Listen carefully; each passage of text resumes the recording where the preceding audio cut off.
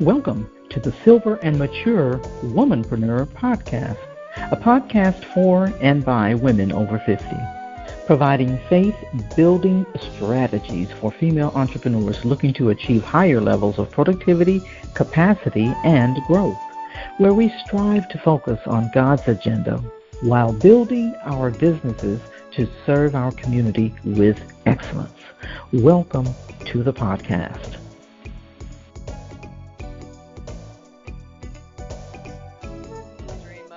Thank you so much for having me here.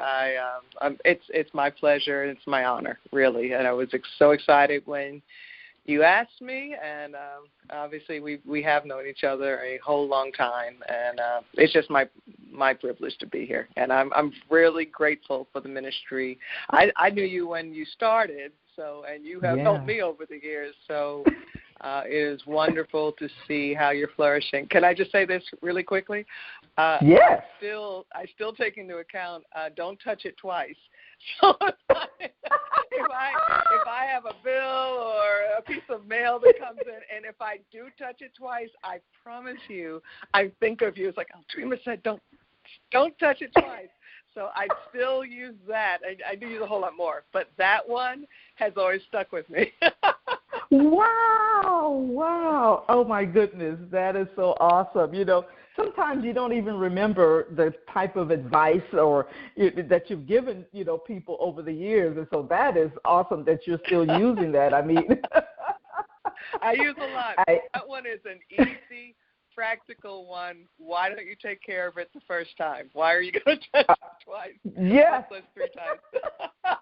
So that is a la Aldreama Harper. But anyway, I am very glad to be here. Oh my goodness. Thank you so much. And so I can tell you I have a lot of questions that I want to ask, but I'm going to just try to keep it concise and all that stuff, because it really isn't about me, it's about the listeners. And so, but the thing is, this is such a timely topic, when it comes to, things that's going on now and all that, So one of my questions would be, what actually prompted you to write this book, Holy Borrowers? What was it that you saw in the marketplace, or that need that you saw, and you thought, you know what, I need to write a book to help people out in this area? Okay, and thanks for asking that. I'm going to go general, and then I'll get real specific with the book. Over the years, so I retired from banking. I'm not retired, but I retired from the banking industry April 2019 after 32 years. And over those years, really actually even going into banking, I realized, so I went to business school, I had an economic, all of that. I had a finance background in school, but it wasn't until I went into banking, and commercial banking is just the fancy word, not so fancy, but for dealing with businesses versus consumers, like you and me personally. And so when I went into commercial banking, and I went through this training program, and here's how we make our loans, here's how you should analyze. I was sitting there going, again, I went to business school and undergrad in economics. I was going, I didn't know this stuff. They didn't even teach this in college. And so it's always just blared out to me that it's nothing to do with intelligence, that we just don't know. And then, many communities, African American people of color, may not get it, or people who didn't grow up, of all colors, people who didn't grow up, with the Wall Street Journal at their table. We really don't know. And so over the years, I used to do workshops at different churches, even, including our own church, for entrepreneurs. So small businesses, and just kind of, here's the 5 things, here's the way banks look at evaluating a loan request, and it's things we didn't know. So that was in general, and I've always had a passion for that. My book, Holy Borrowers, when it says equipping church leaders for building finance, that same issue pertains to churches, it pertains to church leaders, to pastors. It's still the same lack of knowledge, and that's across the board. That's churches. They're just not church. There's a whole lot of books on how to get people to give, or why we should give to the Lord, which are true. But there is nothing I saw that was written in plain English for pastors. Okay, when people give, how do you make decisions with these huge assets, your church building? And so I actually retired to do that.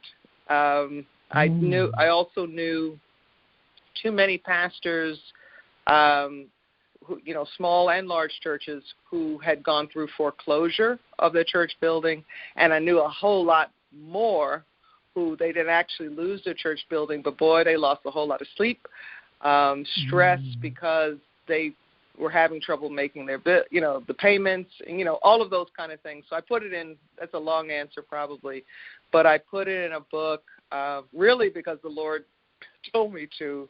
I have all this knowledge in my head, and it was, you need to put it down in writing in a way that people can understand it.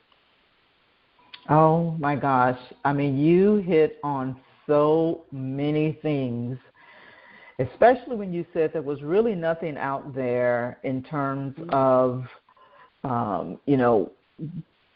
churches and, what do you do with all of these assets? Because, there's people, and I'm trying to say it the right way, because there's a lot of people, out there that, and I'm sure you've heard it, well, what are they going to do with the money, and that's why I don't give to churches because of this, so many things. Exactly. And so that's why this book is definitely a welcoming project to our community, because I see so many instances where it's mishandled and and things like that, and I know you've seen it as well, and so I mean, this is I'm excited about the book. Now I will tell you that I've only been able to access your book. It's been on Rodney's desk,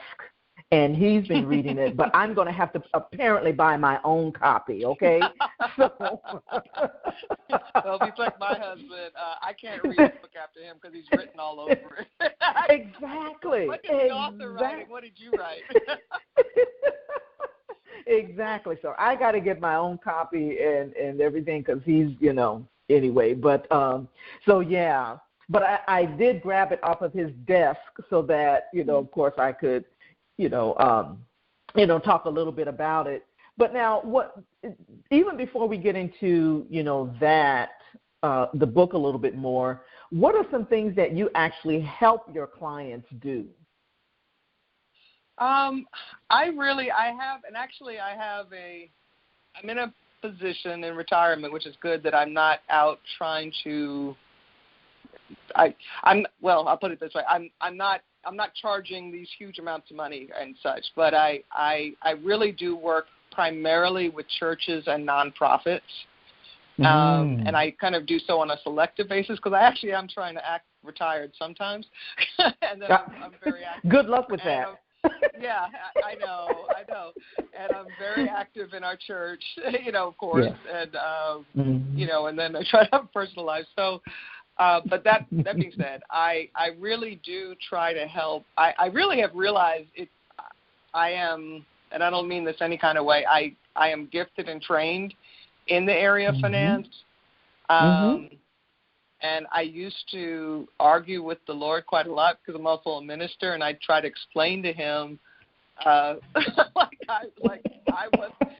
I wasn't the child that, well, Lord, here's what ministry looks like, here's what preaching looks like, and it doesn't involve a bank. And he kept sending me to, I even left banking in 2002 and came back to banking because I had, so it was just. I remember you left, yes. Exactly, and I went right back in. And so that being said, I really do help clients understand how to see things in ways they can understand it in plain English. I'll put it that way. And I'm a latent teacher. I love teaching more than anything. And so to really be able to explain, whether to pastors or individuals, not to be overwhelmed or intimidated is really the better word I'm looking for. And I had someone tell me a long time ago, if you don't understand it, then you probably ought not do it. And that meaning, if it's sounding overly complicated and someone's trying to use all these terms, tell them to break it down. Because even when we talk about a building loan, okay, well, most of us have a car loan or have had one in our lives. Some of us have a housing loan. So if you can put it in terms, or you talk about late payments, okay, lots of us have loaned money to somebody and then get paid back on time. So it's the same. And I tell people, and this is the truth, the smallest loan I've ever made when I was in banking, I think it was about $3,000. It wasn't more. I think it's $3,000 is the right number, and it was to help a gentleman get a piece of equipment for his carpet cleaning business. So $3,000. The largest loan I was ever involved with was $100 million. $100 million, and the same principles applied for both. And that so I help people understand, and it's not just about the bank. Here's what banks are looking for. So here's how, even if you never go to a bank, here's how you should understand your own finances. Here's how you should make decisions. Here's how, and especially for Christians, because then we intersect it with faith. And sometimes the Lord is saying, okay, I didn't tell you the truth. So where does faith come in? Yes, there's faith, but also what are some principles where I can leave myself a cushion? It's not living on the edge, those kind of things. So I really, again, work primarily with nonprofits and churches, but try to help them break it down so they can look at, there are a number of ways to make these decisions about finances, and I help them look at all of them, put it that way. Oh, I love that. I love that. You also said something, when you mentioned about the small business owner borrowing, $3,000. So that kind of prompted, I wanted, and I've always wanted to ask this, with someone on the other side, which is your, positioning, because you've seen, both sides, of course, from the entrepreneur standpoint, as well as the church standpoint, as well as the bank, standpoint. Right. So when is it okay for a business to borrow money? Because I've always had the mindset that, I want my business to be, cash, I don't want to borrow money for my business and things like that. Right. So when is it okay, and is it okay for a business to borrow money? Yeah, and it's going to be a very general question, and there's that every situation is going to be different. But in general, absolutely, there is a place for strategic debt. I would call it that way, strategic, and it's just like it would be similar to, there are some people who are I'm not going to be in debt for anything, and that's good. There's nothing wrong with that. But let's say a house or a building, if it was taking you too long to save up that type of money, there's one instance, for a large asset, and you could purchase it and then put it to use so that it actually will cash flow for you, that may be, again, it depends on the situation, but that's an example of where that really could be a great opportunity. Another one for small business owners in particular, if you sell on credit for whatever reason, and to be competitive, everybody wants their cash, but if you're giving people 30 days to pay you, in the meantime, or if you have to give them 60 days, in the meantime, you have to pay bills today or tomorrow, but you're not getting paid, and that's if they pay on time. And so there are a lot of lines of credit, and that people can use. Again, I'm saying this with caution, but a business credit card, they can use that to bridge those gaps when they have money that's going to come in, and you're pretty confident it's going to come in. But you need to pay bills now, and it's going to be repaid from what comes in.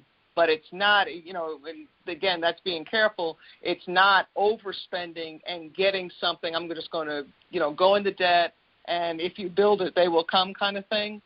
That's putting yourself in a lot of trouble because you don't have, you don't see, you don't have a plan, and you don't have something on the horizon where you actually do know what's coming in, barring something catastrophic. So so that's one. And then two, I alluded to it, you do need to have the cash to pay it back. And and over time, so whenever, I say whenever, as a banker, just being quite transparent, when I was younger, since we're talking to over 50s and I'm over 60 now, but when I was in my 20s, look, a wonderful thing. When I was in my 20s, I thought a credit card was magic. And so because I couldn't believe you could go into a store and come out with stuff and you didn't have to pay it. I just kept going, you mean, wait a minute, really? I can take this stereo home? And I don't know, I don't have to pay you anything? No, man. Oh, no, can I get that too? And so you're talking to someone who is, I say, recovered, and you always have to be careful. I can get into that in a minute. So you really do have to be careful of not confusing opportunities and strategy to bridge something temporarily with, I'm going to go spend it up and I'm going to pray and hope that the Lord will bless it. That's not the way to do it. That's not sound financial principles, even, I was going to say even for Christians, and maybe especially for Christians, since we have a witness. Absolutely. I totally agree. And by the way, I was the same way about credit. I was like, oh, yeah, give me that card, let me get this. I did get a stereo, on credit, things like that. So, but, I think a lot of it is because we grew up in that era, when it was, and I want to say, for lack of better terms, we didn't know any better, right. Because I could, for me personally, I know I didn't manage it well. I didn't, I wasn't making, really good decisions. And, I was one of those people that would not have a plan, to pay it off. It's like, well, I'll figure it out, Oh, but I do have to pay this back. Oh, yeah, that's right, And on time. Exactly. That's CP time. So let me give a free plug for an organization, if I could, that we just got involved with, and it's called D-Free, D like in dog, DFREE.org. And our church, Christ Community, just got involved with them, and it's founded by Dr. DeForest Soaries. And the long story short, and I think it's under mydfree.org. I think that's right. But I can tell you it's specifically for African Americans in how it was designed. And I know your audience is broad, so that doesn't mean no one else can come. That's not what it means. It does mean culturally, those are the images you see, because if we don't come up that way, those are the images you see, and even some of the mindsets of why do we spend how we spend.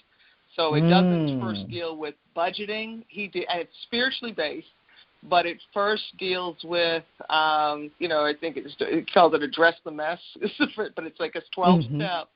But it really is phenomenal. So I won't go into all of that, but we just got involved with them, and we have about 90 people going through at our church right now, and it is phenomenal. It's phenomenal. So, again, there are things out there to help us with. It's not as simple as saying just say no. Why are we spending? Why do we spend? Who are we trying to impress? All of those kind of things. Yeah, and you make a very, very, very good point, because everything starts with mindset. I mean, when I begin to learn, my relationship with money and how I grew up, on one side, I had, one of my parents who was not good with money. And then on the other side, my other parent, she was like, I'm trying to save money here, and you keep spending it. So I had a very interesting, it was an interesting dynamic there, and so my relationship with money was really challenged. And so, and even, in marriage, Rodney is one who is really good with money. And I was kind of a latecomer, so because he was taught a little bit differently, and so definitely starting with the mindset and your relationship with money, your relationship with business. Why do you make those? Why have you made those type of choices? In the past, and what can you do now to change how you think about money? Because it all starts with mindset. And so, it does. So, so go ahead. Oh, no, I was going to say, bring it full circle to where we started. And this is again, I'm married to a pastor. I love my husband, all of that. So there's no disrespect. That same pastors are human. That same mindset comes into the church. And absolutely. So the same ways we, might spend on a credit card, again, we're getting to assets. I can buy that building, or I can build that building, or I can expand, or I can, and, the big knock on pastors, we all heard it, all they care about is, money. That's not true, number one, in most cases. I'm saying I agree. I agree. But really what happens is, for pastors who get in, they call them back over their skis. I don't ski, but over their skis, they get in over their heads. There's a reason if you are in a church and all they're talking about is money. If that's true, it's not so they can get it. In most cases, it's because they got overextended, or they had a building program, and the bank, and I deal with this in the book, but the bank made a decision, and they got the loan. But it was based incorrectly, because banks can make mistakes too. It was based incorrectly on the campaign, the capital campaign that was going on. So you see pastors will have a 2-year capital campaign, and if they have a banker who doesn't know what they're doing, the banker will look at those finances and say, oh, good, you can afford this. Well, when the 2 years is over, then they're in trouble. So they'll say, okay, well, it's a 5-year capital campaign, or people pledged to give and people relied on those pledges, which is another mistake. People mean well, but it doesn't always occur. Life happens, and so all of a sudden those pledges don't come in. So all of those things, I get back to the word cushion. Whether you're in business as an entrepreneur, in our personal lives, and certainly for pastors, churches, any kind of business owner, it's learning to operate, within our means, but also with a cushion. Who knew COVID was happening? No one, but life happened. Yeah. And so some kind of cushion so that we're not in over our heads. Absolutely. Well, I got a few more questions, and I know you have to go, but I wanted to ask you, what are some mistakes that you see people make when it comes to the process of borrowing? And I know you named a few, but just to kind of help some of my entrepreneurs who's going to be listening, to the call, how can they be more prepared? Maybe that's what I'm asking. No, it's a great question. Actually, this is a shameless one. I have a whole chapter, how to get ready before you're ready. And it's actually, I have a lot of entrepreneurs who are, because it's dealing with church, but it's the same principles again. Okay. It's not, a lot of people mistakenly think the bank is going to finance 100% of whatever the need is. So if I have an idea, let's say I want to, I'm buying a building, or even, I'm buying a piece of machinery. That $3,000, for the carpet cleaning, gentleman owns his own business, is thinking I need $3,000, or I need $5,000, or I need $25,000. I'm going to go to the bank and get it, and the bank is going to say, no, you need to put some cash down as well. And so people will one of the mistakes is going in and not having the cash saved up. That's a simple one. And I say simple. It's a big deal, but that's an easy one to think about, because then they want to have some kind of skin in the game. Not keeping good financial records is a huge one. And that's for business owners in particular. And so you have, Quicken these days, you have QuickBooks, but even with that, if, many entrepreneurs are visionary, most of them are, but they not all have a financial background. So if you don't have that, it does pay to have, even if it's a bookkeeper, somebody who really does know what they're doing, not just entering your data. Because when you go to the bank, the first thing they're going to do, they're going to pull a credit report, they're going to look at your financial statements, because the financial statements, the banks always, and any kind of lender, they're looking backward. They're not taking a bet. We're all excited about where God is doing. We're all excited about our vision. We're all excited about that. The banks don't get paid to be excited like that. They're looking at backwards. Have you shown that you make enough cash to pay all of your expenses on a consistent basis, to pay all of your expenses and still have enough left over to pay us back? And you have to, and usually it's a minimum of 2 years, and I'd say more likely 3 years. For companies that are just starting in business, they're thinking, okay, I do have cash, but I don't have a history. That's why I need the money. And not recognizing that banks, they will have to have that history, even for there's something called a Small Business Administration or SBA loans. Some banks will, where the SBA guarantees if something goes wrong, they'll pay the bank back a certain amount. But there are some banks, many banks, even with an SBA guarantee, that's too high a risk for them. So, and let me say this. Can I say this real quick on behalf of the bank? Yeah. People think, the banks are, banks don't get paid. What we don't realize is when you were taking what I call a bet, that's equity. Because that's a venture capital, that's your family member who believes in you. Because what happens if you're a part owner, you get the upside. The banks don't get the upside. They just get paid that interest rate. That's it. And we all have heard of banks that have gone out of business taking debt. So before we kind of knock the bank, they are paid, they're in business to really be less risky, I'll put it that way. And we take it personally because it is personal, but to them it's not always personal. We need to see some kind of history before we loan money. That's what they get paid to do. Yeah. So anything you want to say about these PPP loans or anything like that? I mean, it was just something that kind of popped in my head. You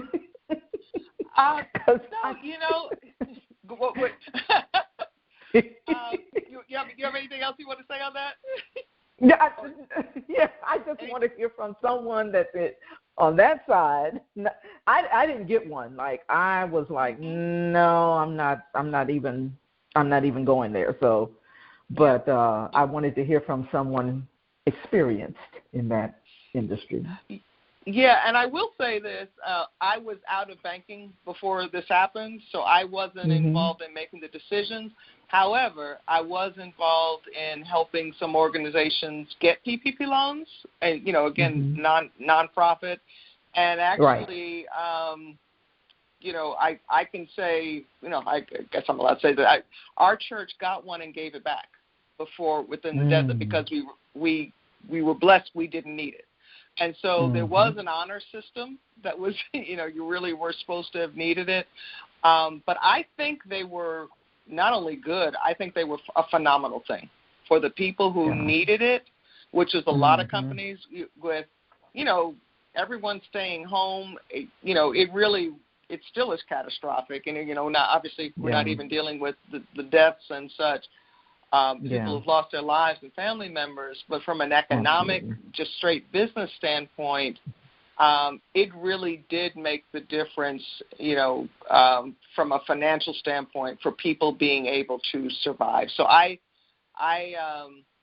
think without them, if we can think about it, it would have been far, far, far worse because it did keep people employed and so on and so forth.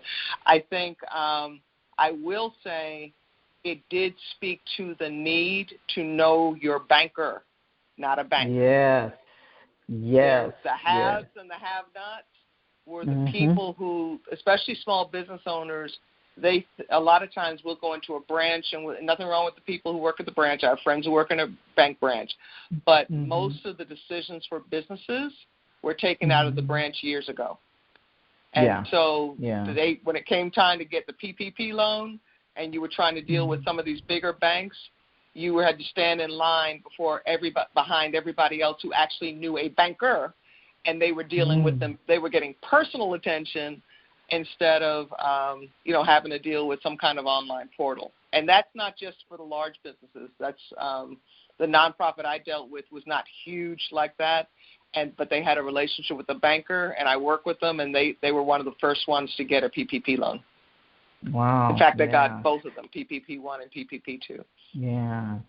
And the only reason it kind of popped into my head only because I've, even heard of some people getting those loans who didn't even have businesses and didn't even, have, they didn't even have a business. They started something like an Etsy store or something like that just to get a loan, and things like that. So, and it's always when things like that come about, you're going to have people who take advantage of those opportunities in a not so good way, and there others who, because I've talked to other entrepreneurs who said, man, I mean, I couldn't even get in the door. I mean, I couldn't even get like $500, so there's all of that stuff that's going on, with that. But go ahead. I think you were going to say something.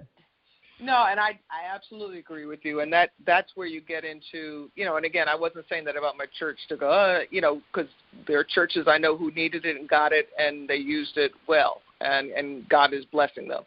But it gets back to an integrity issue. It starts and ends with an integrity issue for those people, and we can, people can always be slick, and we can, and, you can get away with it seemingly, but that's just a character issue, and, they do it too. Well, that's a character issue. So it really depends on who you are and how you live your life. But in terms of the other people who couldn't get in the door, that really does get back to what can we learn for the next time. It really is, if you need to go to a smaller bank, and I'm not going to name banks because I have friends at all the banks, right. But if you have, your larger banks, if you don't know someone personally, let me back up. If they don't know you, it's not enough that you know them. If they don't know you, they don't know your business, and they're not there to help, then go to a community bank. We're here in Dallas. Every bank in the country, big and large, big and small, is here. Go to a small bank. You want to be able to have a relationship. And that is the most critical thing about and if you're too small and they don't have time for you, go find a bank where you are you're at least, you may not be the biggest fish, but at least you're a fish that they know and they value. Exactly. And so just three things that I've learned from this conversation. As an entrepreneur, if you were in the position or you're in need of money and you want to go to a bank to borrow money, you need to at least have some good financial records. You should have some money, somewhere that can help you. Skin in the game. So skin in the game. And have a relationship with, someone at the bank, so that they, like you said, if they don't know you, they don't know your business. And so those are definitely some critical things. And it's not like, I know this is stuff that a lot of us who will be listening to this, may have heard before, but how many times have we heard something before and still not done it? And then it comes back to bite us, So like in PPP, it came back to light. A lot of people, and when I say know someone at the bank, know someone who deals with businesses. Like you would want to ask them. You could even ask them, tell me about your PPP process. How did that work? Right. And if they tell you everybody went through a portal, and or how many did you get approved? You can interview the banks, and that's a good thing to. That's a good example because you had every bank in the country doing PPP, or not every bank, but these banks that were doing it. You'd really want to know. Well, we went through a portal. Did your portal collapse? Did you because you want to find somebody who specializes in whatever your size business is. I'll put it. I say small.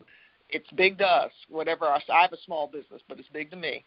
Yes. Whatever your size is, that's the size they specialize in. Yeah. Well, last question. So, because I don't want to hold you. I know you got things you want to do, but last question or last two things. So, what exciting things do you have coming up, and how can people reach you? So this is off of exciting. I'm amazed at some of the things the Lord is doing in terms of doors that he's opening. Like I joined the board of a missions organization. This totally off of finance, even though I'm on the finance committee, so I guess I can't say that either. But I am, if I had a twin, I would have been a missionary. And we're in, this dream from when we were together. So we, our church supports missionaries, and particularly on the continent of Africa. So, Ghana. So we have a relationship with two things. We have a relationship with churches in Ghana that we're developing. People. So that's exciting. I've been there 4 times now. So that, and then. Coming out of banking, who would have known that I'd be asked to be it's World Venture, which is a mission-sending organization. So I'm actually the first African-American woman to have joined that board in their history. So that's exciting. The best way to reach me is actually my website, and I have 2 businesses. So Holy Borrowers, which is my book. So Holy Borrowers, and that's with an S.com. And I'm doing Zoom workshops for churches. I'm thinking about maybe some in person strategically, but really working with pastors. So it's, buying the book, but really the book is important, but honestly, I really love talking to people. So doing workshops, so you can reach me for workshops and also purchase my book there.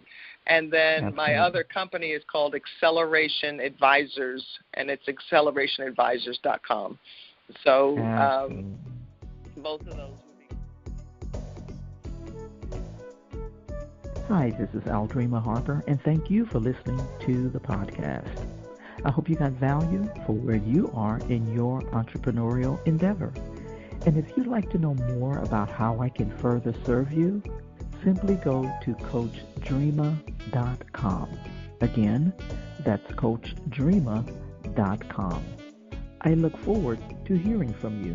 Have an amazing day.